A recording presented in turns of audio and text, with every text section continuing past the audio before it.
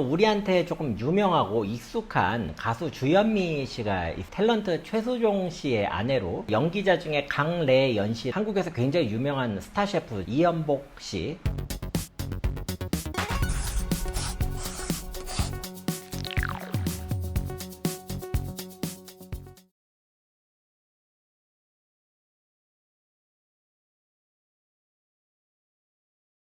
안녕하세요.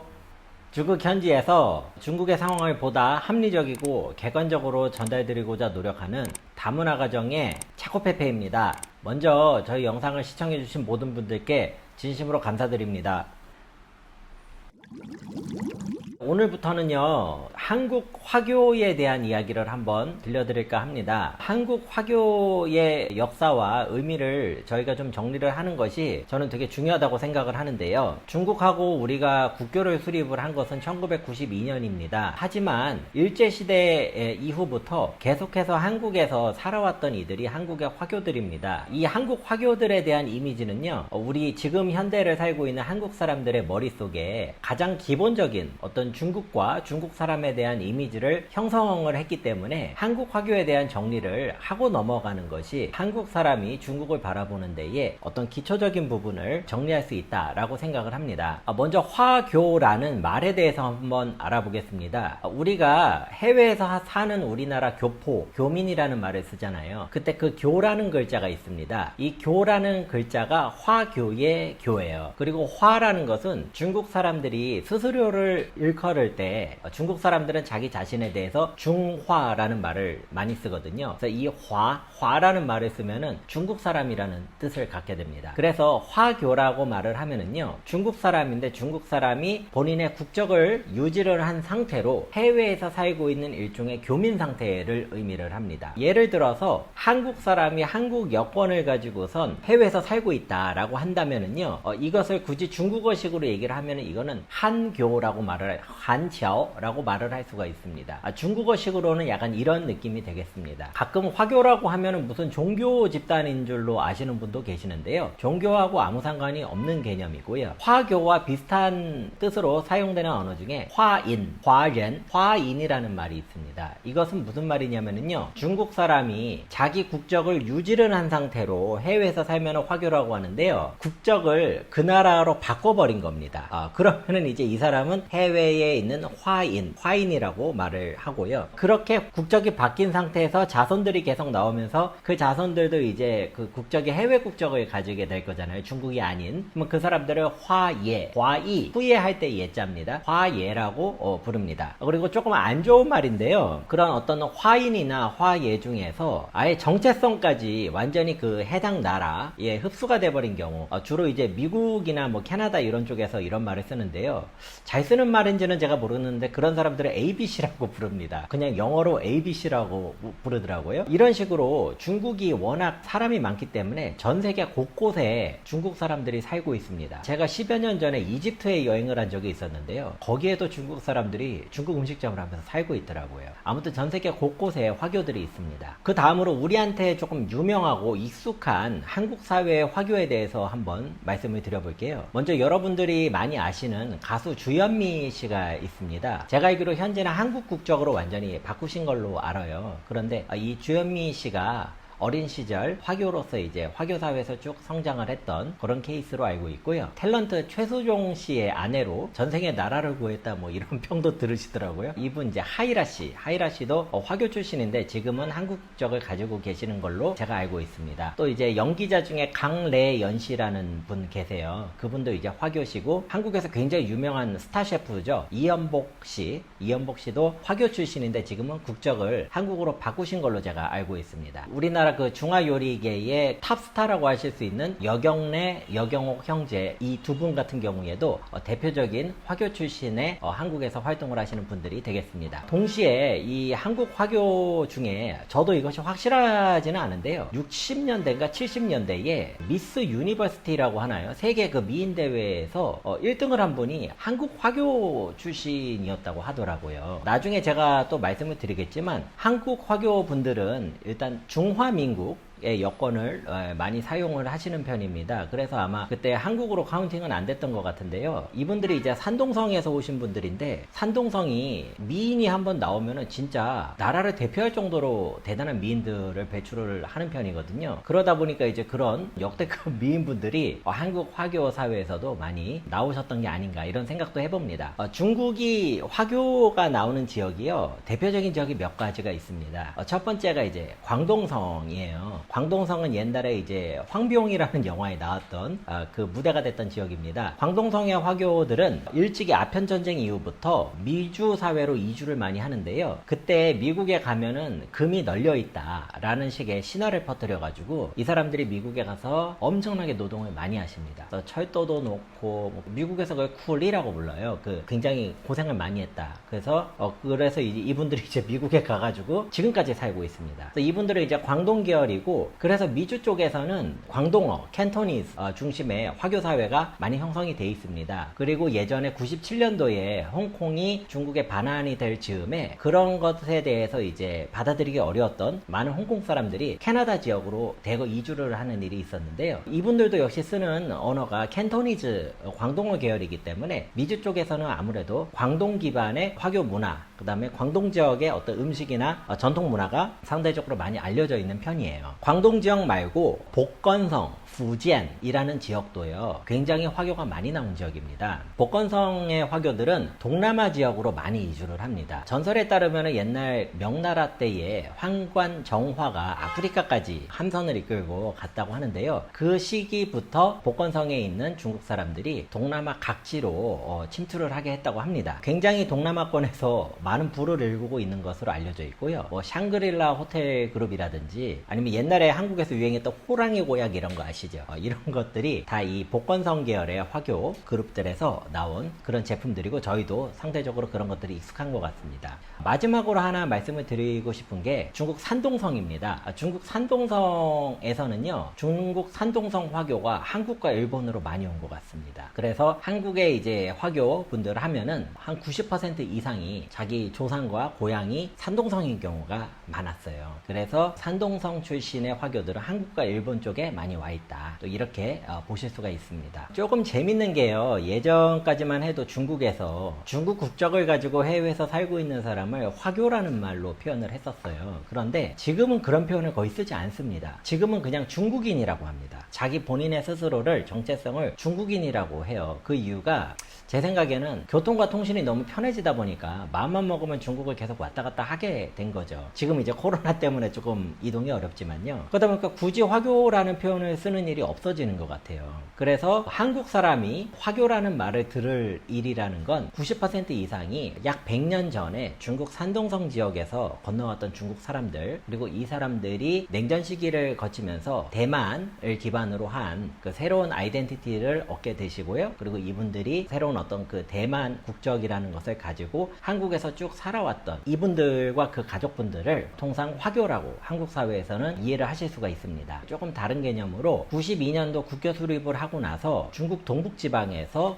많은 조선족 분들, 한족 분들이 또 한국으로 오십니다. 이분들은 스스로를 화교라고 표현을 안 하시고요, 중국인이라고 혹은 동포라고 이런 식으로 표현을 하시더라고요. 그런 것도 같이 구분을 해서 알고 계시면 좋을 것 같습니다. 네, 그래서 중국인과 화교, 그리고 화교, 화인, 화예 용어들에 대한 기본적인 개념을 한번 알아보았고요. 다음 시간에는 제 개인적으로 한국에 있는 화교분들과 가지고 있었던 많은 추억, 이야기, 그 다음에 한국 사회에 화교가 들어오게 된 배경과 역사, 이런 부분에 대해서 한번 간단하게 알아보도록 하겠습니다. 이번에 시작을 하게 되는 한국 화교 이야기 시리즈에 대해서도 여러분의 많은 관심과 사랑을 부탁드리겠습니다. 감사합니다.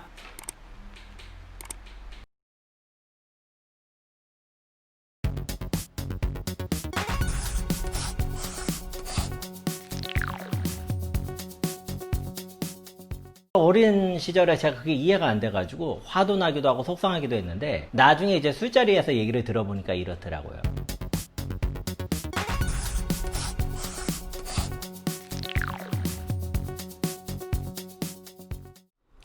안녕하세요.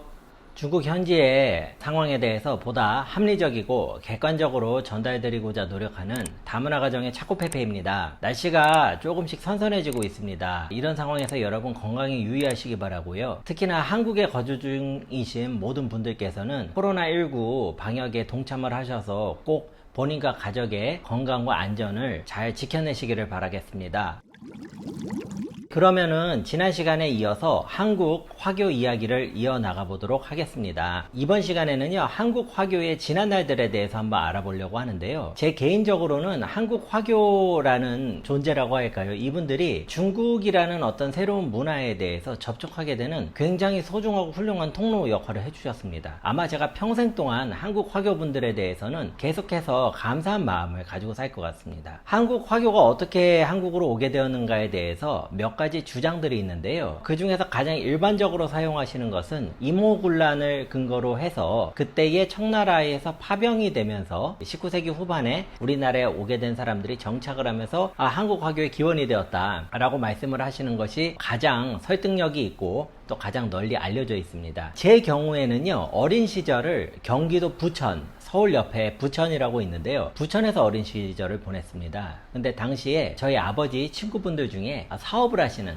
화교분들께서 계셨어요. 당시에는 저는 이분들을 화교라는 명칭으로 접하지 않았고요. 어린 시절에는 그냥 중국 사람 혹은 대만 사람 이런 식으로 얘기를 하시더라고요. 그래서 이게 뭔지는 잘 모르겠지만 여하튼 애매한 상태였고, 당시 저희 아버지 연배에 계시던 그 한국 화교분들께서 한국 말씀이 조금 어눌하셨어요. 그리고 본인들끼리 얘기할 때는 꼭 중국말로 얘기를 하셨어요. 그러다 보니까 뭔가 알 수 없는 약간 특이하면서도 신비한 듯한 그런 느낌을 받았던 기억이 있습니다. 어린 시절에 제가 제일 좋아했던 것은요, 그 아버지 친구분 화교께서 요식업 하시는 분들이 계셨어요. 중국 음식점이죠. 거기 가면은 되게 맛있는 음식을 많이 먹었습니다. 그래서 평소에 제가 중국집에서 먹지 못했던 희한한 요리들이 많았는데 그런 거 먹는 게 참 좋았고요. 당시 이제 저희 아버지 지인분들은 요식업이나 무역업, 의료업 등등에서 종사를 하시면서 우리 사회에서 굉장히 중요한 역할을 하고 계십니다. 제가 이 화교분들에 대해서 이렇게 접하면서 이런저런 중국어 표현이라든지 어떤 느낌 같은 것들을 어렸을 때부터 많이 접촉을 했던 것 같습니다. 그 상황에서 제가 나름대로 조금 열심히 해가지고 서울에서 외국어 고등학교에 중국어과를 가게 됩니다. 그래서 이제는 한국의 교과 과정에서 정식으로 인정을 하는 그런 방식을 통해서 중국어를 접하게 됐고요. 이후에 제가 이제 성균관대학교의 중문학과에 진학을 하게 되는데요. 그때에 저희 아버지 친구분, 그 부천에 계시던 화교분께서 저한테 이런 말씀을 해주셨어요. 다른 학교는 없는데 성균관대학교에 가면은 굉장히 역사와 전통이 있는 화교 동아리가 있다고 하시더라고요. 그래서 거기에 제가 이제 한국인으로서는 거의 없는 일이었어요. 한국인으로서 가서 그 동아리 활동을 했는데 일종의 친목 동아리 같은 느낌이었어요. 근데 너무나 중국말과 한국말을 섞어서 그것도 너무나 자연스럽게 쓰는 방식이었는데요. 당시 한국에 중국 유학생들이 거의 없었습니다. 그런 상황에서 저한테는 굉장히 뭐라고 그럴까요? 지금도 제가 하는 중국어의 기초를 이 친구들이 많이 제공을 했던 것 같습니다. 제가 이제 화교 친구들하고 얘기를 하다 보면은 자주 기억에 남는 게, 제가 중국어 배우는 거를 굉장히 좋아했어요.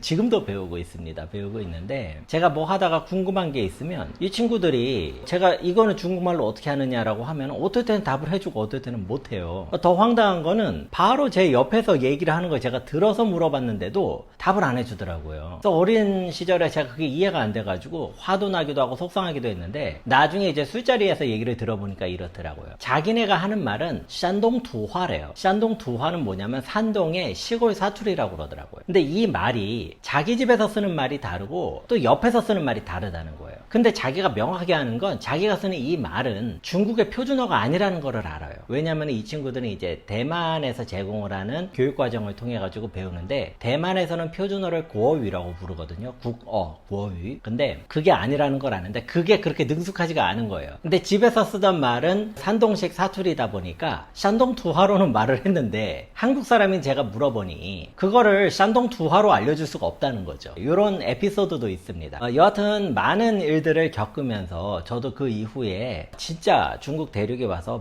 더 많은 중국 사람들을 만나게 되고요. 그러면서 산동 지역이라는 곳에 대해서 굉장히 흥미를 갖게 되었습니다. 제가 지금 거주하고 있는 이곳 칭다오도요, 산동에 속해 있습니다. 그래서 우리나라 우리나라 화교의 역사를 알려면은요, 부득불 산동의 역사를 살펴볼 필요가 있습니다. 우리나라에서는 이제 임오군란으로 인해서 중국 사람이 와서 이제 시작이 됐다, 이렇게 굉장히 단순하게 설명을 하시는 편인데요. 이것은 중국에서 보는 거하고 차이가 약간 있을 수가 있습니다. 지금 우리나라는 한반도 이런 말을 많이 쓰잖아요. 이 한반도라는 말이 우리는 거의 습관화처럼 쓰는데, 우리나라가 있는 지형은요, 크게 반도가 3개가 있습니다. 반도가 뭔지는 아시죠? 이렇게 볼록 튀어나온 지형입니다. 섬은 아니고. 그래서 반도라고 하죠. 우리나라가 있는 데를 한반도, 그 다음에 북한에서는 이거를 조선반도라고 하고요, 중국에서도 조선반도라고 부릅니다. 그 다음에 우리나라 한반도 바로 옆에 붙어 있는 게 그 요동반도라고 있습니다. 그리고 그 바로 밑에 산동반도가 있습니다. 그래서 반도가 3개가 있습니다. 지도를 보시면은 볼록 튀어나온 데가 3개가 있습니다. 그 중에서 한반도가 크기가 꽤 큰데요, 산동반도도 못지않게 큽니다. 한반도하고 산동반도하고 둘 다 삼면이 바다로 돼 있는 아주 특이한 지형입니다. 재미있는 거는요, 19세기 말에 이 산동 지역에 엄청난 기근과 플러스로 실업난이 발생을 합니다. 제가 지금 말씀을 드리는 거는요, 한국에 계시는 화교분들도 사실 잘 모르시는 내용이 많을 것 같아요. 왜냐하면 제가 중국 현지에 와가지고 제가 알게 된 내용들이 업데이트돼서 그렇습니다. 그때 굉장히 어려운 일들이 산동에 생겼고요, 산동이 원래 인구가 많은 편이었다고 합니다. 그러다 보니까 많은 사람들이 먹고 사는 문제를 해결을 했어야 하는 거예요. 그래서 당시에 만리장성 동쪽 끝에 있는 산해관이라는 곳이 있습니다. 이 산해관을 넘으면 당시 중국 사람들은 이제는 오랑캐 땅이다, 여기는 이제 무법천지다, 이런 인식이 있었다고 하는데요. 그 산해관을 넘는 것을 중국말로 좌관동이라고 합니다. 좌는 이렇게 러시에서 뛰어넘다, 그러니까 틈이라고 읽어요. 좌관동, 관동, 산해관의 동쪽을 넘다. 그래서 이게 유럽 역사로 치면은요, 게르만족의 대이동에 필적한 만큼 어마어마한 인구 이동이 19세기 말에 우리나라 바로 옆에서 일어납니다. 이 사실을 굉장히 많은 분들이 모르고 계세요. 이 좌관동이라는 거는요, 특정 시점에 발생한 게 아니고요, 수십 년에 걸쳐서 발생을 합니다. 먹고 살 게 없다 보니까 지금 중국 동북 지역으로 수많은 산동 사람들이 이동을 하는 거죠. 근데 그 과정에서 당연히 동북 지역으로 가는 사람도 있었고요, 일부는 한반도로 오게 됩니다. 저는 이 부분이 굉장히 밀접한 연관관계가 있을 거라고 생각을 하는데요, 그때의 동북 지역으로 이동하는 사람들이 상당 부분이 산동 사람, 그 다음에 하남 사람들이 이동을 합니다. 그래서 동북에 가가지고 100년이 지나는 사이에 완전히 또 여기서 새로운 문화를 만들게 돼요. 그런데 이 동북에 사는 사람들 역시 자기 고향이 산동이라는 것을 알고 있습니다. 중국말로는 주지시 산동이라고 하는데요, 내가 원래 고향에, 그러니까 조상의 고향은 산동이다. 그래서 동북에 사는 사람들은요, 산동 지역에 대해서 굉장히 친밀감을 가지고 있어요. 그런데 역으로 산동에 사는 사람들은 동북에 사는 사람들을 약간 조금 못 살고 촌스럽다고 인지하는 것 같습니다. 제가 느끼기에. 자, 그런 상황이 있고요. 산동 지역만 놓고 본다면 원래 산동이 서쪽 지역, 그러니까 진안, 제남이라는 곳이 있는 쪽이요, 산동에서는 문화와 역사의 거의 중심지였어요. 그리고 이게 황화 문명하고도 가깝기 때문에 상대적으로 이 부분이 중국의 어떤 중원 문명하고도 연관이 많았습니다. 근데 문제가 뭐냐면, 중국이 청나라 말기 아편 전쟁이 끝나고 나서 항구들을 개항을 하잖아요. 개항을 하는데 이때 재밌는 일이 생기는 게, 서구 열강 중에 독일이라는 나라가, 다른 나라들은 다 저 남쪽에 있는 항구들 가지고 싸우고 있는데, 독일이라는 나라가 쭉 보더니 산동이라는 지역이 굉장히 전략적으로 요충지다라고 해서 산동에서, 예전에 중국 사람은 바다 쪽으로 튀어나온 데는 무시했거든요. 거기 왜구들이 나온다. 그런데 독일 사람들이 이것을 집중적으로 발전을 시킵니다. 그러면서 원래 이제 봉화대에서 이제 왜구가 침입했다 그러고 봉화를 띄우던 곳이 옌타이입니다. 연대, 옌타이라는 곳이요, 19세기 말에 산동의 교동지역, 이렇게 바다 쪽으로 나온 데를 교동지역이라고 해요. 교동지역의 경제의 중심지가 돼버립니다. 옌타이에서 그런 일이 발생을 하는 거죠. 이것은 흡사 최근 한 20-30년 동안에 중국 동북 지역에 사는 사람들이 요녕성에 션양이 있어요. 거기가 굉장히 큰 도시입니다. 그러다 보니까 내가 션양에서 왔다고 해요. 내가 꼭 션양 사람이 아니어도 그 근처 사람이어도 나 션양에서 왔다고 그래요. 마찬가지로 한국에 온 화교들도요, 지금으로 치면 이제 20세기 초반, 19세기 말을 얘기하는 겁니다. 이때 한국으로 왔던 사람들은 자기가 옌타이 출신이라고 말을 많이 합니다. 예, 그러면은 시간적인 관계상 한국 화교의 지난 날들에 대한 영상은요, 여기까지 첫 번째 이야기를 마치겠고요. 다음 시간에 이어서 지속적으로 이야기를 들려드리도록 하겠습니다. 시청해주셔서 감사하고요. 구독과 좋아요 눌러주시면 대단히 감사하겠습니다.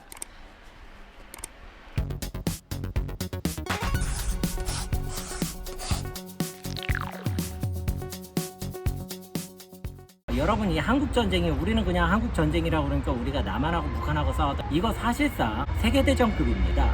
이거 되게 민감한 부분인데, 지금은 중화민국이라고, 제가 어렸을 때는요 자유중국이라고 불렀어요.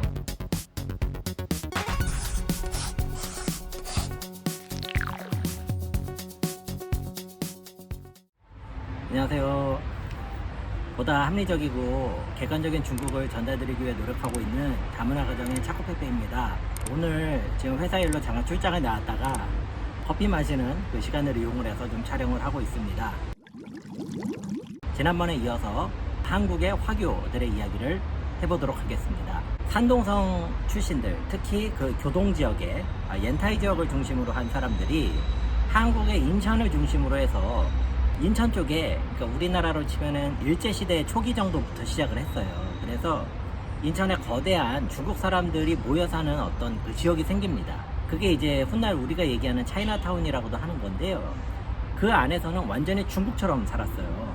그러니까 그때 당시에 살았던 분들은 아마 한국 사람들도 비슷했을 것 같은데요. 그때는 조선 사람이라고 해야 되나? 산동에 있다가 대련 쪽도 갔다가 그 다음에 한국에 왔다가 하면서 나름대로 여기서 상업이 많이 발전을 했었습니다. 그래서 당시 한국 화교들이 하던 말 중에 쌈바다오라는 말이 있어요. 쌈바다오는 뭐냐면 그 칼세자루 이런 뜻인데요. 죽을 때까지 이 쌈바다오만 확실하게, 쌈바다오 중에 하나만 익혀도 먹고 사는 걱정은 없다, 이런 말이 있었거든요. 그 첫 번째가 이제 옷감을 자르는 칼 있죠. 그때 당시에는 비단이라든지 어떤 뭐 푸목 이런 그 옷감의 재료들이요 굉장히 고부가가치 산업이었습니다. 그래서 이제 한국 한반도에서 일본 쪽 기업들이 그 품목을 완전히 장악을 하고 있었어요. 근데 중국 상인들이 오면서 둘이 이제 경쟁이 치열해지고요. 우리나라에서 굉장히 유명한 LG라는 그룹 있잖아요. 그 LG 그룹의 창시자가 초기에 그 일본 사람들하고 경쟁을 하면서 포목 사업을 하셨었습니다. 그 정도로 그때 당시 큰 산업이었어요. 근데 이게 이제 첫 번째 칼자루가 이제 포목, 어떤 옷감 재료에 대한 거고요. 두 번째는 이제 한약을 써는 칼이 있습니다. 한약을 보관을 할 때에 그거를 갖다 썰어가지고 보관을 하거든요. 안녕하세요. 그거를 썰어가지고 보관을 하는데 그때 이제 쓰는 칼이 이제 두 번째 칼입니다. 그래서 당시에 이제 지금 기준으로 치면은 무면허 의사인 거죠. 그런데 그때 당시에는 한자를 많이 알고 이제 한의학에 통달한 분들이 한의원 같은 의원을 운영을 하셨잖아요. 그래서 그 과정에서 많은 화교 출신 사람들도 이 산업에 들어옵니다. 근데 이제 직접 환자를 상대하는 건 쉽지 않다 보니까 아무래도 약재 쪽 공급을 많이 담당을 했었던 것 같아요. 세 번째 칼이 재밌는 칼인데요. 이게 요리하는 칼입니다. 지금이야 이제 우리가 요리하는 다양한 채널도 있고 정보도 있고 기구도 있잖아요. 그런데 100년 전이라고 한번 생각을 해보세요, 여러분. 100년도 더 됐네요. 그때는 요리라는 게 굉장히 제한적인 사람들이 할 수 있는 거였어요. 그리고 특히 중국 요리는 우리 한반도에서는 되게 보기 어려운 스타일 재료들을 사용을 했기 때문에 독점적인 상황이었습니다. 여하튼 간에 이 쌈바다오, 이 칼세자루 중에 지금까지 남아있는 거는 요리하는 칼이 아닌가 싶습니다. 유명한 이연복 셰프라든지 아니면 여경옥, 여경래 이런 분들 굉장히 대단한 분들이세요. 이런 분들도 중국 음식을 하는 걸로 지금까지 명맥을 유지하고 계시는데요. 여기에는 또 굉장히 가슴 아픈 사연들이 많이 있습니다. 그거는 조금 나중에 다시 얘기를 하기로 하고요. 그런 식으로 해서 당시에는 지금 기준으로 보면은요 일종의 FTA 비슷한 겁니다. 왜냐하면 당시에 한반도가 우리가 관세를 결정할 수 있는 능력이 없었어요. 왜냐하면 우리가 을사늑약이라고 부르는 그 조약 안에 관세에 대한 것을 갖다가 일본에 일임을 하기 때문에 굉장히 우리로서는 안 좋은 상황에서 경제활동을 했어야 됐습니다. 그리고 그 과정에서 굉장히 먹고 살기 위해서 최선을 다하는 중국 사람들, 특히 산동 지역 사람들이 한반도로 와서 나름대로 경제활동을 했었습니다.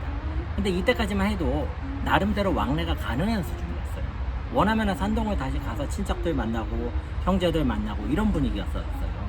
근데 문제가 된 건 언제냐면요, 1950년에 우리가 6.25라고 부르는 한국전쟁이 터지면서부터 상황이 급변합니다. 여러분, 이 한국전쟁이 우리는 그냥 한국전쟁이라고 그러니까 우리가 남한하고 북한하고 싸웠다 이렇게 생각하실 수 있는데요, 이거 사실상 세계대전급입니다.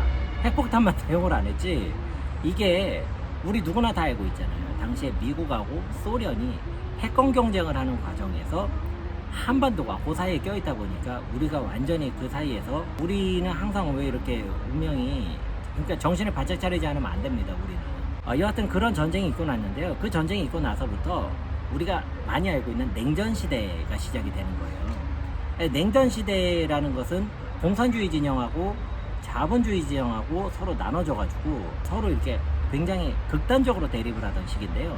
문제가 된 거는 이제 한국 화교들의 입장이 문제가 된 겁니다. 자, 여러분 한번 생각을 해보세요. 중국 본토가 그 사이에 공산화가 됩니다. 근데 이 사람들이 출신이 대륙에서도 산동이에요. 그러면 당연히 이 사람들은 공산권 국가 사람들이 되잖아요. 황당한 거죠. 지금 내가 지금 한국에서 대부분 살고 있는 건데 그 사이에 내 고향이 공산화가 돼가지고 내가 이제 공산국가 사람이 됐다. 한국 화교들이 맞이를 했던 상황이 이런 상황이 된 겁니다. 그러다 보니까 한국 화교들 입장에서는 일단 첫 번째로 자기가 신변 안전, 치안상의 문제랄까요? 자기 가족들의 생명과 안전을 지켜야 되는 거거든요. 그렇기 때문에 자기가 신뢰할 수 있는 어떤 새로운 신분이 필요했습니다. 한편 당시 중국과 대륙에서 경쟁에서 밀려서 타이완이라는 섬으로 밀려간 국민당 정권의 장개석, 중국말로는 장제스라고 합니다. 그 사람이 이거 되게 민감한 부분인데 양쪽에서 서로 굉장히 민감할 수 있는데요. 지금은 중화민국이라고 이름을 부르거든요. 그런데 제가 어렸을 때는요 자유중국이라고 불렀어요. 그러니까 어떻게 생각을 한 거냐면 지금 본토 중국 대륙에 있는 그 공산당 정권은 잘못됐다 이겁니다. 그래서 자기 그 자유주의를 대표하는 국민당 정권이 다시 저 대륙을 수복을 해야 된다. 그런데 그거를 위해서 우리는 일단 현재 힘을 키워야 된다. 그리고 우리가 진정한 중국이고 우리가 자유를 추구하는 중국이다. 그래서 자유중국이라는 용어를 많이 썼어요. 그러면서 이 타이완에서 해외에 살고 있는 화교들을 많이 포섭을 합니다. 당연히 한국에 있던 화교들도 대상이 되는 거죠. 그러다 보니까 어떻게 되냐면 대만, 타이완의 신분증을 이 사람들한테 발급을 해주는 거예요. 이게 굉장히 재밌는 겁니다. 자, 여러분 생각을 해보세요. 자, 제가 산동 사람인데 어떻게 하다 보니까 살다 보니까 한국에 간 거거든요. 그런데 한국에서 갑자기 내가 평생 가보지도 않은 타이완 신분증을 받은 거예요. 자, 여기까지는 제가 나의 안전을 위해서는 어떻게 할 수 없다라고 생각할 수 있습니다. 근데 그 다음 문제가 어디 생기냐면 우리나라 화교로 치면 화교 2세대죠. 1940년대에서 50년대에 출생하신 분들이 우리나라 화교 2세대를 구성하고 계시는데요. 이분들은 당시에 대만 정부라고 하겠습니다. 대만 정부에서 한국에 화교들을 대상으로 한 학교를 설립을 합니다. 그리고 교사를 파견을 합니다. 근데 이 교사들은요 완전히 그 타이완의 방식을 가지고 그대로 와서 합니다. 지금 있는 한국의 화교학교도 마찬가지입니다. 현재까지 계속 그렇게 가고 있어요. 이 사람들은 이제 학교에서 타이완에서 고어위라고 부르거든요. 국어. 우리 국어 수학할 때 그 국어 한자 똑같거든요. 그 국어가 이제 그때 당시로는 표준어 개념이었어요. 그런데 한국에 사시던 이 화교분들은 집에서 어머니, 아버니, 할머니, 할아버지하고 말하던 그 말은 제가 먼저 번에 말씀드린 샨동투화예요. 그러니까 의사소통은 되는데 대만에서 온 선생님이 봤을 때 이거는 사투리란 말입니다. 그러니까 굉장히 엄격하게 교육을 합니다. 그런데 이게 당시 한국에서만 일어난 게 아니고요. 대만에서도 일어나요. 대만에서는 국민당 정권이 다시 이제 대만에 오면서 이 사람들이 고유라는 거를 그 표준어를 만들어서 당시에 대만에서 살고 있던 사람들한테 이걸 강요를 합니다. 근데 굉장히 좀 부드럽게 했으면 더 좋았을 텐데 굉장히 좀 강압적으로 했던 기록이 많이 있어요. 그러다 보니까 거기에 대한 반감을 가진 사람들도 계십니다. 자, 그러다 보니까 이연복 셰프님 정도 되는 분이 화교 2세대예요. 이분들은 아예 한국에서 태어났습니다. 근데 내 집에서는 전부 다 중국말, 샨동투화를 쓰는 거죠. 학교에 가면은 대만에서 온 선생님이 자꾸 뭐라고 하고 하니까 이제 스트레스 받는 거죠. 이게 우리가 좀 열린 마음으로 여유있게 세상을 보기보다는 굉장히 좀 억압된 분위기에서 살아야 되는 그런 것들이 좀 많았다. 그리고 여러분 잘 아시다시피 이 사업을 하시는 분들은 아무래도 등락이 있지 않습니까? 그런데 당시에 한국의 화교들이 한국에서 안정적인 직장을 가지고선 고정적인 수익을 벌어들이기는 쉽지 않았습니다. 그러다 보니까 그 과정에서 굉장히 사회에서 적응하기 어려운 형태로 자라는 한국 화교들이 많이 발생을 하는 거죠. 이런 분들은 자기가 신분증은 이제 대만인데 한국에서는 굉장히 차별을 많이 했죠. 여러분 이거를 꼭 아셔야 돼요. 우리나라가 외국 사람과 다른 민족에 대해서 굉장히 배타적입니다. 제가 한국에 살 때는 몰랐거든요. 우리는 이제 백이 민족이고 우린 평화를 사랑하고 이렇게 생각을 했는데 굉장히 배타적이에요, 우리나라가. 그 분위기가 있습니다.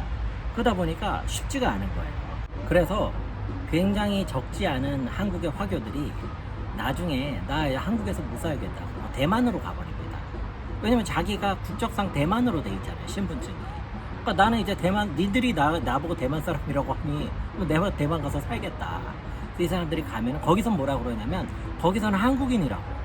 아주 골치 아픈 상황이 되는 거예요. 그러니까 생활 기반 자체를 옮기는 거는 여러분 굉장히 쉽지 않습니다. 굉장히 내가 스트레스를 받고 나 여기서 있다가는 더 이상 안 되겠다, 차라리 내가 죽느니 이렇게 하자라는 심정으로 가는 건데 거기서도 쉽지가 않은 거죠. 근데 이제 그 중국의 유명한 노래 중에 조금 흘러간 가요지만 그 짜이회쇼라는 노래 있습니다. 그 노래 부른 가수가 한국에 살던 한국 화교가 대만으로 간 사람입니다. 그 사람이 원래 한국에서 자랐던 사람입니다. 근데 나중에 이제 거기 가가지고 아예 대만에서 자리를 잡은 케이스죠. 이 한국 화교들이 대만에 가가지고 겪은 일들은요, 되게 조금 슬픈 얘기들이 많아요. 배고프고 이러면은 김치찌개 끓여 먹었다는 얘기도 제가 들었고요. 근데 또 재밌는 거는 어렸을 때부터 한국에서 대만식 교육을 받다 보니까 제 또래가 한국으로 지금 화교 3세대 분들이 저하고 동갑입니다. 뭐 이분들이 어렸을 때부터 자꾸 저 만나면은 대만이 인당 GDP는 한국보다 높다, 이 얘기를 굉장히 많이 했어요, 저한테. 그래서 저는 GDP가 뭔지도 모르는 애한테 인당 GDP는 우리가 더 높다, 뭐 이런 얘기를 계속 하더라고요. 그래서 아마 그런 식의 교육을 조금 받았던 것 같은데, 본인은 이제 대만하고 직접적인 관계가 없을 수 있잖아요. 그런데 또 불구하고 어려서부터 대만식 교육을 받다 보니까 그런 쪽에 사고가 많이 있더라.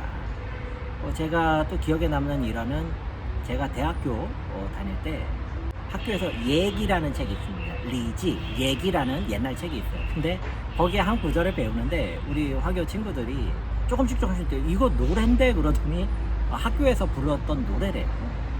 그래서 이런 부분이 되게 색깔이 달라요. 뭐냐면 대만은 이제 지금 중화민국이라고 하는데 중국의 전통적인 것들을 굉장히 인정을 합니다. 그리고 쓰는 언어라든지 문어체 같은 경우에도 굉장히 옛날스러운 표현을 많이 써요. 근데 지금 중국에 있는 그 중화인민공화국 같은 경우에는 그런 것들이 상당히 없습니다.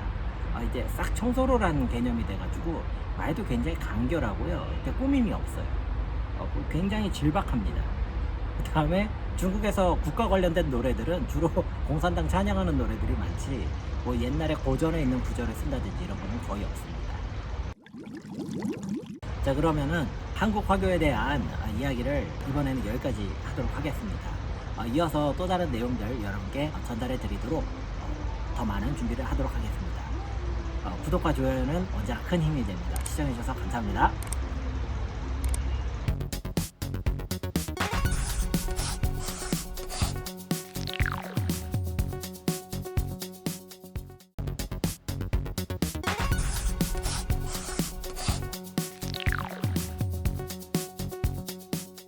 안녕하세요.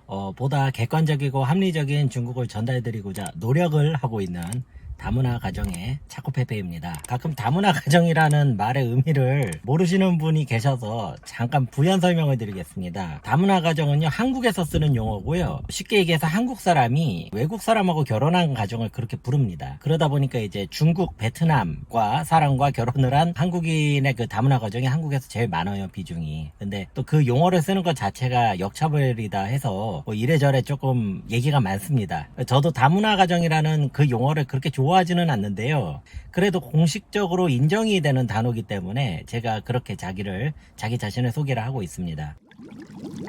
오늘은 이어서요, 한국 화교의 언어에 대한 부분에 대해서 한번 말씀을 드리겠습니다. 아주 특별한 경우가 아니면은요, 한국에 계시는 화교분들, 한국 화교 출신 분들은요, 한국어하고 중국어를 당연히 가장 잘 구사를 하시고요. 또 이제 국제화 시대이기 때문에 영어도 당연히 구사를 하십니다. 기본적으로 3개 국어를 구사를 하는데요. 제가 실제로 겪고 제가 생각했던 부분에 대해서 공유를 드리겠습니다. 제가 겪은 것이 전부가 아닐 수가 있습니다. 하지만 여러분 참고하시기 바랍니다. 일단 한국 화교가 아니더라도요. 전 세계 곳곳에 화교들이 살고 있습니다. 화교, 화인, 화예. 제가 이런 부분 첫 번째 영상에서 말씀을 드렸죠. 근데 이 사람들이 쓰는 언어가 다들 좀 복잡해요. 그러니까 쉽게 얘기하면 전체적으로 섞여 있습니다. 언어들이. 이렇게 언어가 섞여 있다는 개념이 한국인한테는 되게 없습니다. 한국식으로 얘기를 하면은 예를 들어서 광주에 살던 사람이 서울에 올라와서 20년을 살다 보면 광주말하고 서울말하고 막 섞이고 이러는 일들이 생기거든요. 약간 그런 것과 비슷하다고 보실 수도 있을 것 같아요. 그런데 언어 자체가 다른 것들이 막 섞이게 돼 있고, 또 다른 문제는 뭐냐면 해외에 살고 있는 중국 외의 지역, 해외에 살고 있는 화교들 같은 경우에는요, 도대체 뭐가 중국 표준어인지 교육을 받을 기회가 많지가 않습니다. 그래서 재밌는 일이 집에서 쓰는 말이 있어요. 부모님들하고 할아버지 할머니하고 혹은 친구들하고 쓰는 그 중국어가 분명히 있습니다. 그 중국어가 표준어가 아닌 경우가 되게 많습니다. 자, 그래서 굉장히 유명한 이야기인데, 싱가포르의 그 초대 수상인 리콴유라는 분이 계셨잖아요. 이광요, 리콴유라는 분이 본인 입으로 스스로 얘기를 한 게, 내가 중국의 해외 화교로서 평생 동안 중국어를 썼지만 도대체 뭐가 표준 중국어인지 모르겠다, 이런 말을 한 적이 있습니다. 그렇게 공인 중에 공인이라고 할 수 있는 그런 싱가포르의 수상도 그렇게 말을 했을 정도고요. 제가 2000년대 초반에 중국에 있는 대학에 가가지고 제가 좀 공짜로 어학연수를 할 기회가 있었습니다. 그래서 그때 만났던 저희 반에 캐나다하고 미국에서 온 화교들이 많이 있었어요. 그러니까 저는 이제 나중에 밥 먹고 이러면서 얘기를 했더니, 야, 너희는 중국 사람이 뭔 중국말을 배우러 다시 오냐 라고 했더니 그 친구들이 그렇게 얘기를 하더라고. 도대체 표준어 중국어를 배울 방법이 없어서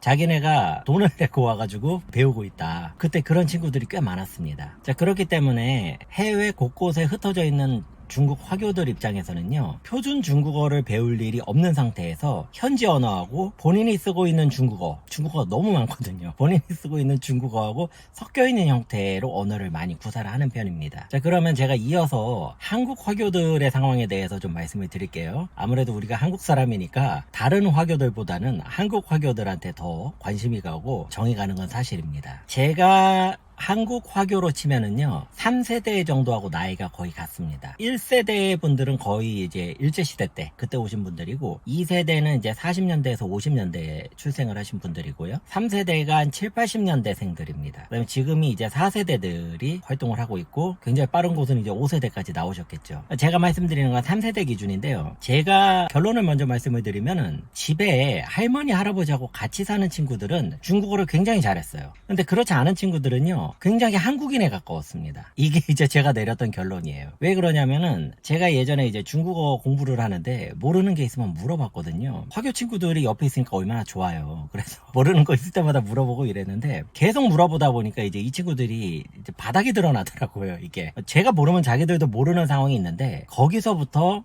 이제 실력이 화교들 사이에도 차이가 굉장히 큽니다, 여러분. 특히 집에 할머니 할아버지하고 같이 사는 화교들은요, 집에서 중국어를 굉장히 많이 사용을 하고요. 그렇지 않은 사람들 있죠. 어머니 아버지만 화교거나 혹은 부모님 중에 한 분만 화교거나 이런 분들은요, 그 집안 분위기 자체가 한국어를 쓰기를 권장을 하는 분위기가 됩니다. 이거는 제가 상당히 이해가 돼요. 제가 지금 중국에서 살고 있는데 저희 애들하고 저도 집에서 얘기할 때 한국어 중국어가 막 섞여서 나갑니다. 물론 이제 문장별로는 다 완전하게 쓰는데, 근데 하도 주변에서 중국어 쓰는 환경이 많다 보니까 한국어보다 중국어로 하는 게 더 편하겠다라는 생각이 들 때가 꽤 많아요. 마찬가지로 한국에서 살고 있는 화교들 입장에서는 우리가 빨리 한국 사회에 동화가 돼가지고 여기서 지내는 경쟁력을 갖추는 게 더 중요하다고 봤을 가능성이 훨씬 큽니다. 그렇기 때문에 이런 가정에서는 한국어가 굉장히 더 셉니다. 화교라고 하지만. 근데 할머니 할아버지가 있는 집들은, 이분들은 이제 화교 1세대 분들이라서요, 이분들 자체가 한국말을 못 하셨어요. 지금은 이제 많이들 돌아가신 것 같습니다. 그러다 보니까 의사소통을 하려면 중국어를 안 할 수가 없는 거예요. 그래서 이런 친구들이 중국어 실력이 아주 좋았습니다. 중국어에 대해서도 더 관심이 있었고요. 제가 이제 한국 사람으로서 중국어와 관련된 일을 굉장히 오랫동안 하다 보니까요, 이것도 뭐 제주라면 제주라고 할 수 있는지 모르겠는데요, 딱 말을 들으면 그 어감을 듣는 순간 대략적으로 이 사람이 중국어를 어떻게 배웠고 이게 거의 맞습니다. 그렇기 때문에 제가 그런 감을 가지고선 한국 화교들을 이렇게 보면은요, 잘하는 분들은 정말로 잘합니다. 정말로 잘하시는데요, 또 상당히 적지 않은 분들이 한국 사람이 중국어를 하는 느낌으로 중국어를 하는 분들도 꽤 많았어요. 그러니까 거의 한국화가 되셨다고 봐야겠죠. 그런 분들은. 제가 실제로 이제 거의 접해보지는 않았는데요, 한국의 화교 4세대, 5세대부터는요, 사실상 뭐 90% 이상 한국 사람이라고 보는 게 맞을 것 같습니다. 왜냐면 그분들이 이제 뭐 배우자나 이런 분들이 다 그냥 한국 사람이에요. 그렇기 때문에 중국어나 중국 문화로 살아야 될 이유가 별로 없는 것이죠. 또 제가 기억이 나는 것은 지금도 그렇게 하는지 모르겠는데요, 한국에 있는 화교 학교, 특히 고등학교에서 대만 진학반이 있고, 그 다음에 한국에 있는 대학 진학반이 구분이 됐었어요. 그래서 대만 진학을 하는 친구들은 대만 선생님들이 중국어를 기반으로 한 수업을 굉장히 그 비중이 높았었고요. 한국 대학에 진학하는 반들은 한국어 수업이 굉장히 많았습니다. 그런데 이제 대만에 진학하는 경우가 대만에 뭐가 연고가 있다든지, 아니면은 이런 말을 해도 될지 모르겠는데 공부를 굉장히 특출나게 잘한다든지, 이런 분들이 주로 대만 진학반으로 간 것으로 제가 기억을 합니다. 지금은 아닐 수도 있어요. 제가 기억을 하기로는 그렇습니다. 제 개인적으로는요, 한국 화교들이 중국어를 하는 걸 들을 때가 너무 즐겁습니다. 저로서는요, 한국어가 교착어라고 그러잖아요. 교착이라는 말이 이렇게 본드처럼 달라붙는다 이런 뜻이거든요. 한국어가 교착어라는 거를 제가 확실하게 알게 된 게, 우리 한국 화교들이 한국어하고 중국어를 섞었을 때 그 느낌이 있어요. 그걸 제가 잘 흉내는 못 내겠습니다. 근데 딱 들으면 알아요. 제가 간단하게 기억이 나는 거는 꽌 뭘까? 이런 거 있어요. 문 좀 닫을까? 이렇게 말해야 되는데 문 닫다가 중국말로 꽌먼이거든요. 그러니까 꽌 뭘까? 이렇게 얘기를 하는 게 있고, 조선족 분들이었죠. 제가 옛날에 2000년대 초반에 헤이롱장 무단장이라는 데가 있어요. 헤이롱장성에 무단장이라는 데가 있는데, 거기에서 조선족 분들은 또 재밌어요. 조선족 분들이 쓰는 말이라는 게 중국어를 발음만 한국식으로 바꾼 경우가 많아요. 예를 들어서 제가 기억이 났던 게, 그 기자는 예모가 별로 없더라, 뭐 이런 말이. 그 기자가 뭐냐면 그 사람, 어떤 남자를 지칭하는 말인 것 같아요. 그 기자가 예모가 없다. 예모가 이제 중국말로 리마오라서 예의가 없다. 이런 말을, 그 기자는 예모가 없다 이렇게 하는데, 한국 화교는 정반대예요. 한국어를 중국어처럼 얘기해요. 그러니까 제가 그때 이제 2000년대 초반에 왔다 갔다 하면서 되게 재밌더라고요. 그런 걸 들어보는 게. 그래서 얘기를 하다 보니까 약간 3000% 좀 주제가 셌습니다만, 한국 화교들이 사용하는 그 언어 부분에 대해서 한번 간단하게 짚어봤습니다. 이 정도 내용이라도 여러분 조금 상식을 넓히시는 데에 조금이나마 도움이 되었으면 하는 바람입니다. 내용이 괜찮으셨다면 구독과 좋아요를 꼭 부탁드릴게요. 감사합니다.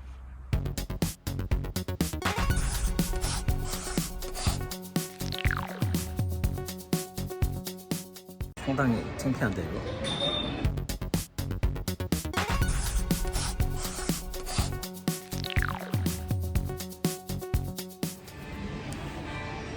안녕하세요. 보다 객관적이고 합리적으로 중국을 바라보고자 노력하고 있는 다문화 가정의 자코페페입니다. 오늘은 제가 조금 밖에 나온 김에 그냥 걸어가면서 영상을 촬영하도록 하겠습니다. 이런 식의 촬영이 굉장히 지금 좀 어색합니다. 그리고 사람들 쳐다보는 것도 조금 신경이 쓰이긴 하는데, 그래도 중국이 남들 눈치 보는 거는 확실히 덜 하거든요, 한국보다. 아마 이거는 이제 중국이 특이하다고 볼 것보다는 한국이 너무 남의 눈치를 많이 보는 문화가 아닌가 싶어요. 자, 오늘은 지난번에 이어서 한국 화교의 언어 그리고 문화와 관련된 내용을 좀 추가적으로 공유를 드리려고 합니다. 그에 앞서서 제가 최근에 겪었던 아주 충격적인 일 하나를 말씀을 드리도록 하겠습니다. 저도 언젠가는 이런 일이 터질 거라고 생각을 했는데 실제로 그런 일이 터지고 말았습니다. 제가 지금 그 중국 칭다오 살고 있는데요, 제가 살고 있는 그 주변에서 드디어 이제 저를 알아보는 사람들이 등장하기 시작했습니다. 굉장히 난감했어요. 근데 그 모양새가 썩 그렇게 아름답지는 않았습니다. 저희 집에 애들이 김을 먹는 걸 좋아해가지고 제가 저 김 사려고 한국 슈퍼를 갔거든요. 김을 고르고 있는데 저 뒤에서 어떤 여자아이, 초등학생 여자아이인 것 같았습니다.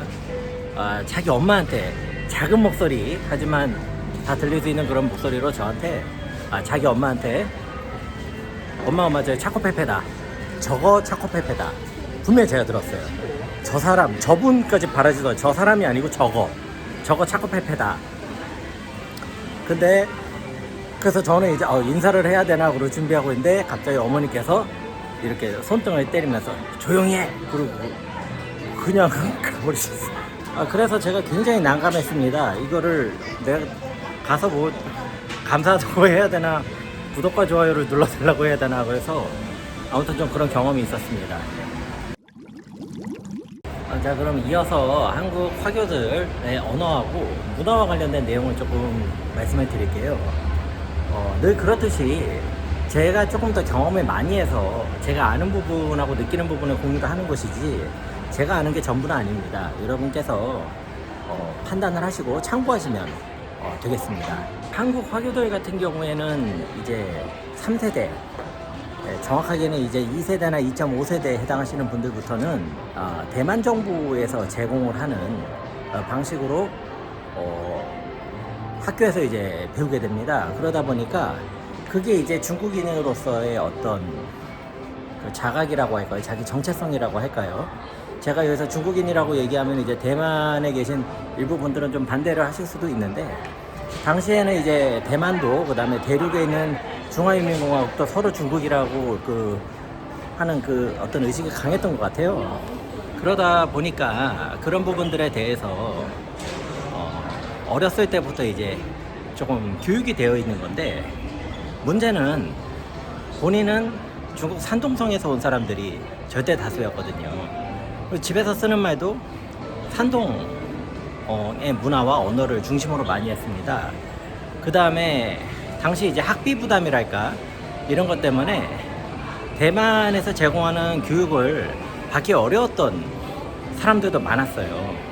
그런 분들은 이제 학교 교육 없이 그냥 생활 속에서 배우다 보니까 정체성이라든지 아니면은 어떤 사회성 부분에서 많은 혼란을 겪었던 게 사실입니다. 근데 제가 너무 마음이 아픈 부분들은 한국 사회에서 우리랑 같이 반세기 넘게 살아왔던 분들이거든요. 대표적인 분이 이제 이연복 셰프 같은 분들이죠. 한국 사회에서 굉장히 공도 많이 세웠고요. 제 개인적으로는 한국 화교를 통해서 한국과 중국에 대해서 저희가 굉장히 많은 것들을 이해할 수 있는 하나의 소중한 샘플의 역할을 할 수 있다고 봅니다. 그 이유는요, 한국 화교들이 한국에서 적응하고 살아남기 위해 노력한 과정 안에 한국과 중국의 여러 가지 문화가 있고요. 그리고 그 안에 저희가 앞으로 어떻게 중국과 함께 살아야 될지에 대한 힌트가 들어있는 것 같아요. 제 의견입니다. 예를 하나 들어볼게요. 제가 어렸을 때 한국에서 그 한국식 중화 요리를 굉장히 좋아했습니다. 요새는 그런 말을 잘 안 쓰는데요. 옛날에는 정통 중화 요리라는 말을 많이 썼어요. 그래서 이게 진짜 중국 요리다, 뭐 이런 의미가 되겠죠. 근데 제가 이제 중국에 와서 진짜 다양한 지역의 중국 요리를 많이 먹어봤고요. 싼 것도 먹어보고 비싼 것도 먹어보고 뭐 먹어볼 일이 얼마나 많았겠습니까. 먹다 보니까요, 제가 한 가지를 깨닫게 됐는데요. 한국에서 만든 중화 요리가 저는 제일 맛있더라고요. 아마 이제 제가 한국 사람이라서 그럴 수도 있는데요. 정말로 잘 만든 한국식 중화 요리를 먹으면은요, 이거를 이제 한국말로 뭐라고 얘기해야 될지 모르는데, 공부 很深. 저기 做菜有好功夫. 뭐냐면은 이제 공부라는 게 뭐냐면, 어떤 몸을 쓰는 거를 굉장히 오랫동안 하다 보면 생기는 힘이 있어요. 그게 이제 점점 깊어지고 그 사람의 어떤 아이덴티티처럼 공부가 느껴집니다. 근데 제가 실제로 중국에 와서 중국의 요리들을 먹어봤더니 공부가 대단한 것도 있었지만 그렇게 많지 않았습니다. 이건 다분히 제 개인적인 의견이긴 한데, 저는 한국에 있는 화교들이 만드는 그런 한국식 중화 요리 있잖아요. 그 안에 들어있는 공부가 오히려 중국에 있는 중국 요리사들 공부보다 더 깊다라고 생각을 합니다. 보통이 아니에요. 칼질하는 것부터 웍 돌리는 것까지 해가지고 굉장히 다양한 어떤 공부들이 있는데 제가 봤을 때 굉장히 압도적인 것 같습니다. 근데 이제 그 부분을 말씀을 왜 드리냐면요, 우리나라 문화가 뭐 하나를 딱 잡아버리면은요 끝까지 파버립니다. 우리나라 문화가요. 그게 좀 일본의 장인 정신하고 비슷할 수도 있겠는데 좀 다른 것 같아요. 우리나라가 옛날부터 역사적인 기록을 보고 그러면 중국 사람이 봤을 때는 조금 단순무식하다고 느끼는 경우가 많았거든요. 그래서 한국을 욕할 때 까오리방스라고 그래요. 그 까오리가 이제 고려, 우리 저 땅을 의미를 하는 거고, 이 빵즈는 몽둥이, 그러니까 무식하다 이거죠. 무식하게 막 한 번에 해결하려고 그러는데 우리나라는 뭘 한 번 하면은요 끝까지 봐버립니다. 그래서 옛날에 우리나라가 그 조선시대 때 성리학을 가지고선 어느 순간 우리가 중국을 넘어섰다라고 인지를 해버려요. 우리나라 사대부들이. 왜냐면 중국에서 고민도 하지 않은 거 끝까지 파고 들어간 거예요. 그래서 타산 칠정론이나 이런 것들이 나오게 되는 거거든요. 우리나라 지폐에 그 1,000원짜리 이황 선생 있고 그런 게 다 그런 거 관계가 있습니다. 근데 정작 중국에서는 그건 몇백 년 전에 이미 끝나버리는 학문이라 사실 신경도 안 쓰는 거죠. 여긴 또 간단하고. 그래서 중국은 굉장히 다양하게 하고 넓게 하고 팩트럼을 굉장히 여러 가지로 하는 반면에 하나하나의 정교함이 많이 떨어져요. 우리나라는 반대인 것 같습니다. 종류가 많지는 않아요. 근데 그 안에 어떤 꼼수라고 할까 깊이가 굉장히 강합니다. 그것을 제가 한국 화교들의 중국 요리를 먹으면서 느꼈어요. 이게 보통 요리가 아닙니다. 그 현지에서 먹힐까인가요? 그 예능 프로그램이 있었잖아요. 그래서 이연복 셰프가 해보니까 중국 사람들도 좋아하잖아요. 이연복 셰프도 중국에서 좀 건강한 맛을 좋아하는구나 그러고 바로바로 감을 잡으시더라고요. 마찬가지로 한국 화교들의 그런 모습들을 보면은 그 안에서 저희가 다양한 단서들이 있습니다. 성균관대학교 중국대학원의 안유아 교수 같은 분들은 이런 말씀을 하세요. 앞으로 중국은 시장, 마케팅, 생산, 유통을 담당을 하고 한국은 그 밸류체인에서 R&D를 담당하기만 해도 충분히 승산이 있다. 이런 얘기를 하더라고요. 그런데 저는 충분히 공감합니다. 우리나라가 정말로 잘할 수 있는 부분이 R&D 분야인 것 같아요. 저는. 그것을 이제 한국 화교들이 살아오는 걸 보면서도 많이 느꼈습니다. 왜냐면 한국 화교들이 한국에서는 어찌됐든 간에 한국식 게임의 룰을 맞춰야 됐기 때문에 그런 부분들이 어쩔 수가 없었던 것 같아요. 제가 벌써 이제 몇 년 전 일인데 출장 갔다가 아주 소중한 체험을 하나 한 게 있습니다. 그 사천성, 스촨 정두라는 데 있어요. 정두. 거기서 비행기를 타고 칭다오로 와야 되는데 그때가 이제 목요일이었나? 그 밤 원래 8시쯤 이륙을 하는 비행기인데요. 그게 11시가 되도록 이륙을 계속 안 하는 거예요. 왜 그런가 물어봤더니 착륙 공항에 공항 상태가 안 좋다는 겁니다. 일단 정부에서는 그렇게 알았는데 비행기가 떴어요. 그래서 한 12시쯤 떠가지고 칭다오 도착하니까 한 새벽 거의 3시가 돼가더라고요. 그런데 칭다오에서 못 내리는 거예요. 왜 그러냐고 그랬더니 칭다오 공항의 그 활주로에 결빙이 심해가지고 착륙이 안 된답니다. 그래서 결국 계속 위에서 뺑글뺑글 돌다가 그 옆에 그 옌타의 벙라이 지창이라고 있거든요. 그쪽으로 갔어요. 그런데 재밌는 게 이제 도착하니까 한 4시 가까이 떨어진 거예요. 너무 피곤했어요. 너무 피곤하고 집에까지는 가야겠고.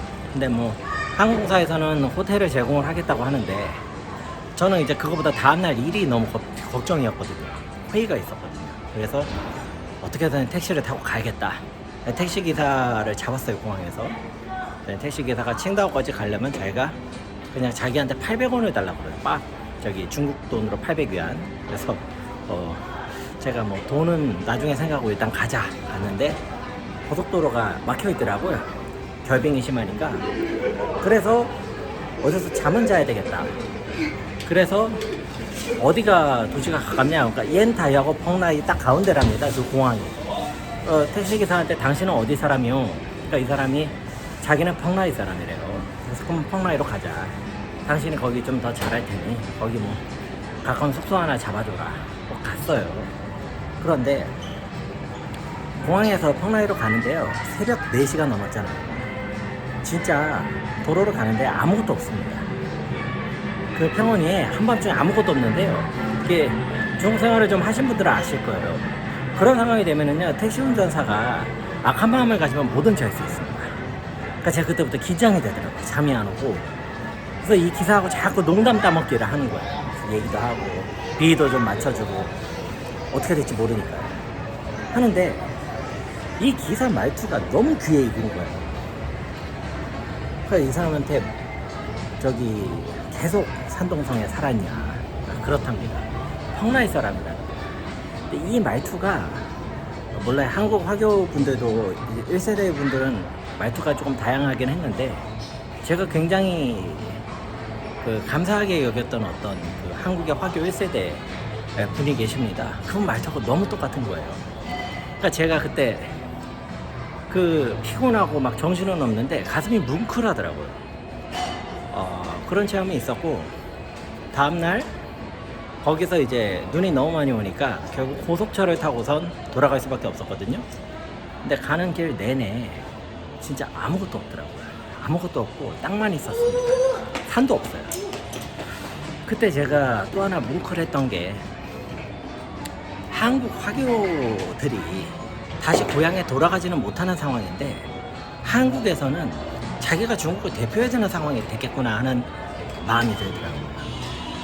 중국은요 너무 크고 복잡해서 중국 사람도 다 모르는데 한국 사람들이 뭐 그거 알 거 뭡니까?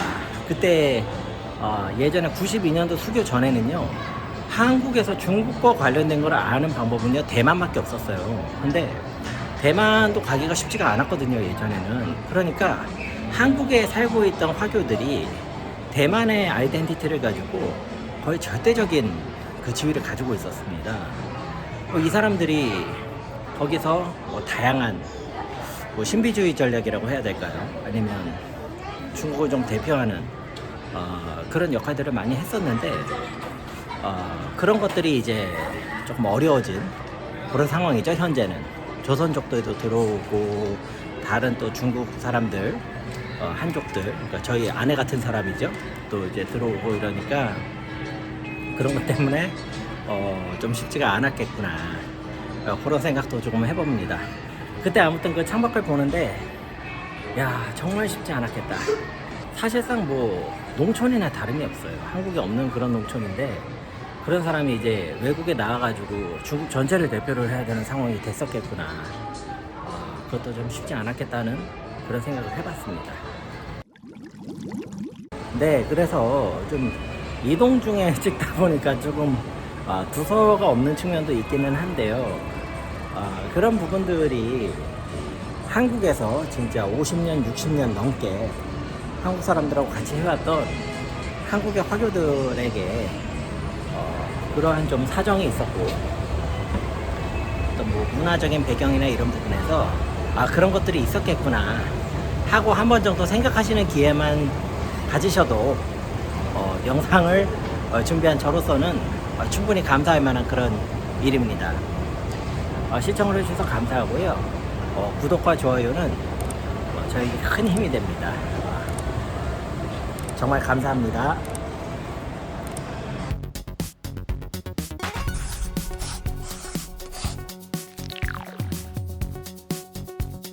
경제활동 인구가 부담하게 되는 경제적인 부담이 증가하는 구조로 가고 있다.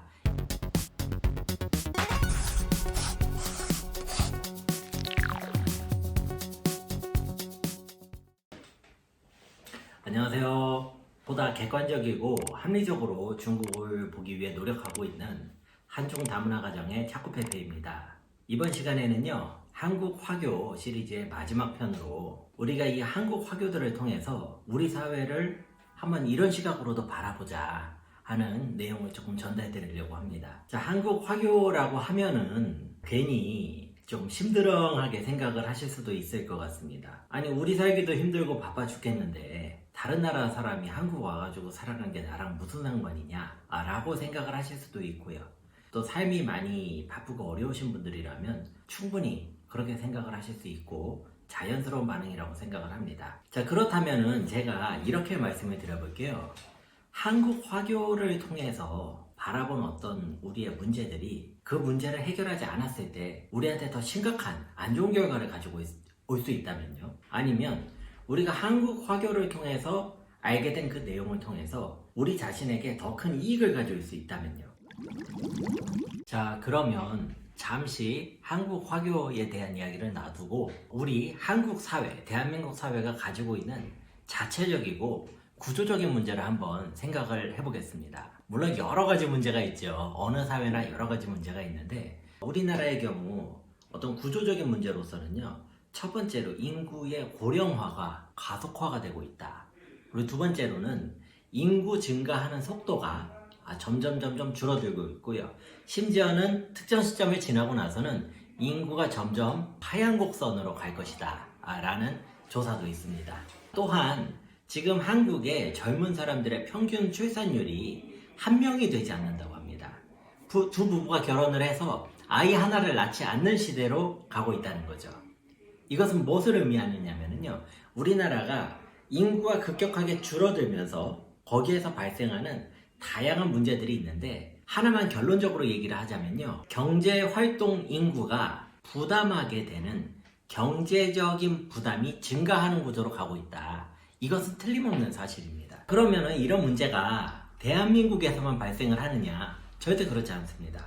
다른 선진국 사회에서도요, 똑같이 발생을 했던 문제들이고요. 대부분 인건비는 증가하고 생활상의 부담도 증가하기 때문에 다양한 이유들, 특히 경제적인 이유 때문에 아이를 낳는 것을 점점 기피하는 사회 현상이 보편적으로 발생을 했습니다. 우리나라만 그랬던 게 아니고요. 그렇다 보니까 부족한 인력적인 부분을 충당을 하기 위해서 수많은 유럽과 미주의 선진국들이 해외에 있는 다른 나라 사람들을 자국으로 유입을 시키는 그런 전략을 굉장히 오랫동안 구사해 해왔습니다. 자, 예를 들자면 우리나라도 90년대 중반 이후로 중국에서 조선족이라는 어떤 그 인적 자원들이 한국으로 오게 되면서요.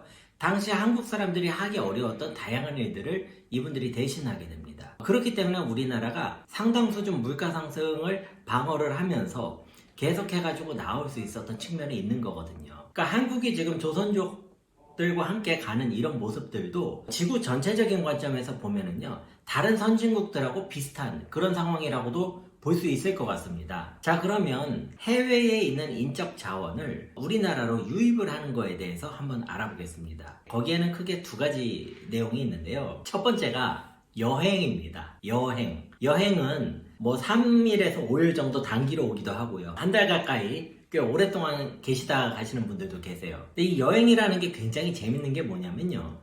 여행 인구가 늘어나면은요, 즉 해외에서 한국을 방문하는 여행객이 늘어나면은요, 그것이 내수 경제가 확대되는 것과 똑같은 효과를 가져옵니다. 잘 아시다시피 우리나라는 수출 중심의 경제 구조를 가지고 있는 데다가 인구는 적기 때문에 내수 시장이 굉장히 취약합니다. 그렇기 때문에 우리나라와 같은 나라는요, 해외에 있는 여행객들이 한국으로 들어와서 소비를 할 수 있다. 그것이 대한민국에는 굉장히 유리한 측면이 압도적으로 많습니다. 예전에 그 독일인 출신으로 한국으로 이제 귀화를 하시면서 한국관광공사에서 사장까지 하셨던 이참이라는 분이 계셨어요. 그분은 관광공사 시절에 한국이 앞으로 가야 될 산업 내용 중에 가장 중요한 것으로 서해하고 남해에 한국이 너무나 예쁜 섬들이 많다. 무인도도 많은데 이것들을 개발을 해가지고 중국 관광객들한테 대여를 하든지 세를 주자라는 발상을 가지고 계셨어요. 왜냐면은 이분은 유럽 사람이었기 때문에 예전에 조금 경제가 망가지기 전에 그리스와 같은 나라들은요, 그런 식의 여행 산업을 통해서 국가 경제가 상당히 지탱이 되는 측면이 있었습니다. 그러니까 이 여행이라는 게 굉장히 만만치가 않습니다. 이게 상당히 산업적으로 그리고 경제적으로도 의미가 있다고 하겠습니다. 두 번째 외국인의 유입은요, 이민입니다. 이민은 예를 들어서 제가 캐나다 사람이에요. 근데 한국에서 와서 살다 보니까 한국이 너무 좋은 거예요. 살다 보니까 완전히 여기에 정착을 해버릴 상황이 돼버린 겁니다. 자, 그러면 이 사람이 아예 국적을 한국 국적으로 바꿔버리는 거죠. 이렇게 어떤 법적인 아이덴티티를 바꿔버리는 것을 이민이라고 하는데요. 이것을 한국에서는 한국으로 귀화한다라고 표현을 합니다. 근데 여기서 재밌는 것은요, 이민과 관련해서 나라별로 이민에 대한 업무만 담당을 하는 정부 기관들이 있습니다. 통상 이민국이라고 불러요. 근데 OECD에 있는 나라 중에서 이민국이 없는 나라는 대한민국이 유일합니다. 여러분 혹시 그런 거 알고 계신가요? 한국은 이민이라는 거에 대해서 사회적으로 별로 관심도 없고 이게 왜 중요한지 생각도 해본 적이 없는 겁니다. 그러니까 사회적인 이슈가 되지가 않습니다. 근데 이 이민이라는 것이 상당히 경제적으로도 그 다음에 우리의 사회 구조적으로도 중요한 내용이 돼갈 가능성이 크다 이렇게 생각을 합니다. 자, 그래서요 다시 한국 화교로 그럼 돌아오겠습니다. 한국 화교의 과정은 어떤 과정이었습니까? 많은 한국 화교들이 조금씩 한국으로 국적을 바꾸고 있습니다. 연배가 굉장히 많은 분들은요, 내가 이제 다 살았는데 국적 바꿔서 뭘 하냐 라고 생각하실 수도 있는데요, 굉장히 한국화가 돼서 한국으로 이민이 되어가는 과정이었습니다. 자, 그렇다면은 이렇게 한국 화교와 같은 사람들이 한국 화교밖에 없었느냐? 저는 그렇지 않다고 생각을 합니다. 우리나라에는요 크게 세 단계에 걸쳐가지고 해외에 있는 사람들이 한국으로 들어오는 어떤 그 흐름이 있었습니다. 저는 이것을 이문화 공동체라는 표현으로 한번 얘기를 해보려고 합니다. 이는 다르다는 뜻이고요. 공동체는 우리와 함께 사는 거죠. 그러니까 이문화 공동체가 점점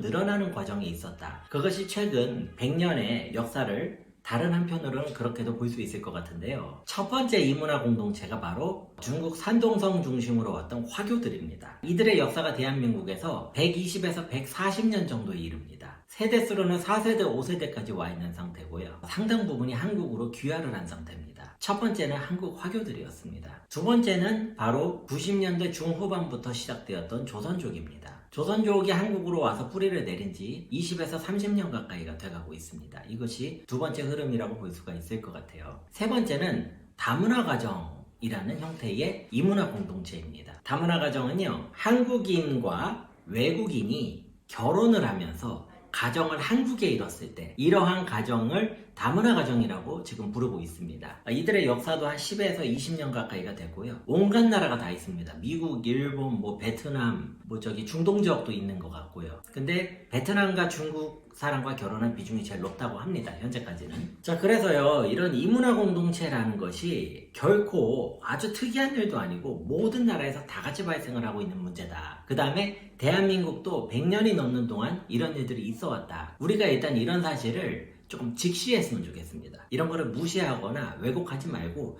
그냥 있는 그대로 직시를 했으면 좋겠습니다. 자, 그 다음으로는 결론에 해당하는 내용이 되겠는데요. 한국 화교라는 이문화 공동체를 통해서 우리가 우리 사회를 어떻게 봤으면 좋겠다 하는 것을 세 가지만 나눠서 정리를 해보겠습니다. 자, 첫 번째는요, 우리 사회가 굉장히 한민족이다, 우리가 하나의 민족이다 라고 해서 다른 민족을 배척하는 경향이 굉장히 강합니다. 제가 중국에서 살아보니까요, 중국 사람이 외국 사람 배척하는 것보다 한국 사람이 외국 사람 배척하는 게 압도적으로 심합니다, 여러분. 그러니까 우리나라가 되게 배타적인 나라입니다. 외국인이 한국에서 살기가 되게 힘들어요. 특히 일본 사람 이런 분들한테는 많이 불리한 측면이 있습니다. 자, 그런데요, 저는 첫 번째로 우리가 앞으로 다양한 민족들이 계속해가지고 우리나라로 들어오면서 이문화 공동체들이 점점 늘어나는 방향으로 갈 것인데, 과연 그렇게 가는 것에 대해서 우리가 마음의 준비를 할 것이냐, 아니면 아니다, 우리는 절대 그렇게 하면 안 되고 우리는 한민족끼리 똘똘 뭉쳐서 살아야 된다. 그 과정에서 어떤 피해와 어떤 불이익이 생기더라도 우리가 다 감수하겠다. 요 두 가지 주장, 조금 극단적이긴 하지만요, 이 두 가지 주장에 대해서 어느 정도 사회적으로 좀 이슈화가 됐으면 좋겠습니다. 그냥 질질질질 끌면서 이러면 이렇게 되겠지, 저러면 저렇게 되겠지 하고 가는 것보다는 이런 것들이 조금 더 사회적으로 이슈화가 되면서 시민의식이 이 분야에 대해서 더 성숙해질 계기가 필요하다. 일단 이런 생각을 해보고요. 자, 두 번째로는요, 다양한 이문화 공동체가 그 나라에 들어와서 함께 살아가는 과정에서 좋은 점도 있었고 나쁜 점도 있었을 겁니다. 이것은 당연합니다. 그것을 다른 나라 사례들을 놓고 굉장히 우리가 좀 연구를 한 다음에, 제발 연구만 하고 끝내지 말고 이 중에서 우리나라한테 가장 적합한 모델을 좀 찾아봤으면 좋겠습니다. 자, 흔히 가장 성공한 이문화 공동체 문화로서 미국의 예를 들더라고요. 아메리칸 드림이라는 말도 있고요. 미국은 미국에서 태어나지 않은 사람이 가서 왠지 성공을 할 수 있을 것 같은 그런 이미지. 그래서 미국은 그나마 상대적으로 이문화 공동체 관련해서 성공적인 케이스가 아니었는가라고 생각들을 합니다. 또 한편으로는 EU 국가들 같은 경우에 이 이문화 공동체 관련해서 실패한 케이스로 많이 인지를 하고 있거든요. 슬럼화가 발생을 하고 사회적으로 계층이 발생을 하고